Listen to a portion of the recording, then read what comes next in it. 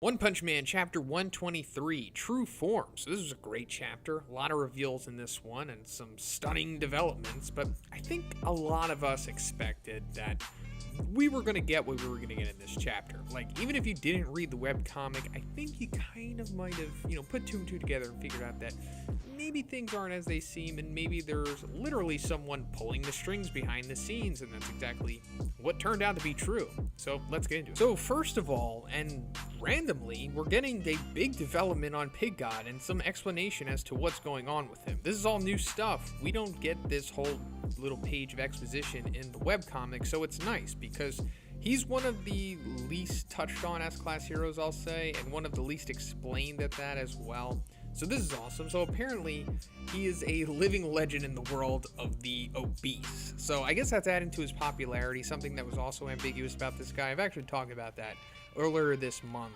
on the channel about Pig God and if he is even popular. I mean, granted he's an S-Class hero, but it's just nice to get some clarification on that. But apparently the thick layer of fat underneath his skin is capable of absorbing impacts of any kind. We kind of figured that out earlier on. We saw him like bust through the wall pretty easily, and when he was able to like tussle with monsters and stuff like that, I mean, aside from him just being super durable, which is very similar to that of Fat Gum in My Hero, which is he's currently prevalent in season 4 right now, check that out if you haven't already, but he also has super strength as well. But also the clarification that blades and firearms can't reach his organs or damage them, so that's awesome. He's just a straight up tank. And also, he has a freaking regeneration ability, something that we definitely didn't know about up until this point. So in cases of injuries, the natural healing properties of the energy in the fat will make him recover immediately. So he's clearly a freak of nature. And this also goes back into why we saw Dr. Genius checking him out on the computer back in season 1 along with Darkshine, Metal Bat, and Watchdog Man. He's like a supernatural superhuman, just like the rest of them. Clearly, obviously, S-Class for a reason, but he actually has some of the more significant abilities that we have seen. And it's also clearing up how he was able to tank Eyesight's poison back in season 2. Because it says after years of consuming all kinds of animals, plants, and monsters, his body simply just developed resistance against toxins. And his body apparently has no blind spots. So yeah, that's just how he was able to do it. But as we see, he is he's getting literally eaten by gums here. So just like the rest of the S-Class heroes, he's not doing so well. He's actually kind of getting beasted at this point. But I guess the reason why he's not being eaten completely is because, that super strength we were talking about and his quick regeneration ability. So that's nice. But also, unfortunately, our boy Atomic Samurai seems to have been just completely defeated as well at this point. It's finally happened. He has taken his first big L of the series. There's no way around this. He has been defeated by Black S in an awesome panel, which looks way better than it does in the webcomic. Like, I love this huge hulking Black S with all of the faces in him. Super cool. And then also, it appears that Zombie Man has been defeated by Homeless Emperor. Now, I say defeated loosely because we're not like getting definitive ends to these fights, but more or less this is the way they went. Like, it's not looking like they have won, but the verdict is still out essentially. No spoilers or anything, of course, but I think you can kind of decide for yourself the verdict of these fights. But the Homeless Emperor says something interesting. He says, what's the matter? Aren't you going to revive again? Or can you not do that anymore? So is this giving us some insight into the regeneration ability of Zombie Man? Does he have like a limit? Can he like gas out on it? Is there only so much he could do? It was kind of implied that he could just do it endlessly, because he was like fighting Pure Blood a couple chapters back. Awesome. That didn't seem to really hinder his regeneration abilities. And also the infamous fight against Carnage Mode Carnage Kabuto in the virtual genocide simulation, but of course that was a simulation, but in reality it seems like he might be gassing out on his regen. So that doesn't mean that he just stops regenning.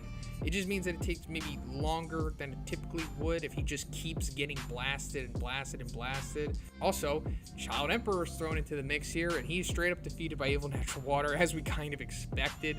He was a little too overzealous in the beginning of that fight, made it seem like it was going to be easy, but this is actually the toughest we have seen so far, and he's just straight up being drowned by the Evil Natural Water. This is pretty gruesome, actually, pretty scary, but he's still thinking, still trying to figure a way out of this. But he also says that he's essentially running out of things to use on this guy. I personally already thought that he was going to be at the end of his arsenal after he took out Phoenix Man, but then we saw the Snowman. But now he's like pretty much almost done. But if you really look closely, you can see that he has like this oxygen mask on him. Like it's difficult to see at first glance, but it's coming out of his backpack. So he's not drowning, but he could possibly be once he runs out of his air supply. It's really up in the air, how much he has, but he is still hanging on at this point. But he says that his sugar's low. That goes into why he's always like licking that lollipop and whatnot. Very similar to L from Death Note. They kind of get that insulin spike and it helps their mental acuity. So also, my mask has lost, more or less. I'm not really sure what's going on with the My Mask, actually. This whole sequence, while it does happen in the webcomic, the way that it plays out in the manga is way different. So we've got like these funhouse mirrors. I don't know what's going on with this. Is he literally seeing these things, or is this like some kind of genjutsu? Because in the previous chapter, it said he possesses resilient physical body and savagery, can see through his opponent's attacks and figure out attacks that they fear the most, uses relentless violence and swearing to destroy people both mentally and physically. So is he like genjutsuing My Mask here through just a verbal onslaught or something like that? Or maybe this is just meant to be left up for interpretation. Or maybe this is just how a My Mask interprets his attack that he's receiving from Fear Ugly, both physically and mentally here. Like it's just like the trope of the funhouse mirror and his face appearing in all of them. I guess it's up for interpretation. Pretty cool, but man, it seems like this is the worst that My Mask has ever done in the series so far. I mean, he's bleeding from the nose, bleeding from the mouth, bleeding from the head. But he seems to be probably in the best shape of all the S-Class heroes currently, that is. But that's not really saying much, because I'm sure he's getting thrashed since he's literally incapable of defending himself at this point. So we finally return to Tatsumaki's lingering fight with Girogiro, and she successfully pulls the quote-unquote lump of meat out of Girogiro. And apparently this is just like a controller, like a remote control, just to make the operation and the control of Girogiro much simpler for the true string puller behind the scenes. So we'll get into who that is. But she says something super interesting. So she's basically saying that she's at her wit's end, but then if she can get Homeless Emperor and Black S to join forces, they can kill anyone. So let's read too much into that, because you know me. Is this mean that she is scaling Black S and Homeless Emperor to 1 and 2 in the association, at least among the Cadres? And when she says kill anyone, does that mean like Orochi too? Or does that mean like Blast possibly? I don't know, it's really up for you to decide, but it's very interesting that she just specifically says them. Obviously, there are other Cadres there, including Overgrown Rover, but it's just those that she is targeting out. So then we get the big reveal, and it turns out that the true leader of the Monster Association is the woman that we saw encounter Orochi back in Chapter 92 in that flashback. So some of you manga-only readers probably thought that that was just Girogiro's human form, and that what we saw of Girogiro is like what happened when she ate monster cells. And that's a fair assumption, because why would you just think that she's controlling Girogiro through a meat puppet 1,500 meters below the Monster Association? But also back in Chapter 109, Tatsumaki says to the woman, "Aren't you Fubuki's friend?" So I guess that's giving us more hints as to who this character is. Now, her name isn't revealed in this chapter. It will be revealed at a later point, so I'll save the reveal for then. Her being Fubuki's friend is interesting, because she's an Esper just like Fubuki, so I guess that's more insight. So then Tatsumaki is able to psychically pull her from 1,500 meters below the ground, which is pretty cool. It's kind of like throwing her arrogance in her face. But then she psychically calls to Overgrown Rover, who's still out there. We saw him run away from Orochi and Saitama, but now he's back, and we see that he's encountered the new Fubuki group of Bang, Bomb, and Fubuki. But surprisingly, Fubuki is able to shield them from a blast from Rover. So this is awesome. Putting some respect on Fubuki's name. Being the B-class rank 1 hero, she successfully defended against a dragon level attack, something that vaporized demon level monsters and completely wrecked pre-woke Garo, one of the most durable characters we've seen so far. So this is no light feat, pretty impressive, but also I'm sure this is very stressful on her. She can't just, go toe-to-toe with Rover and just it always nullifies attacks. I mean, we're gonna see what's gonna happen after this, but this whole sequence here is playing.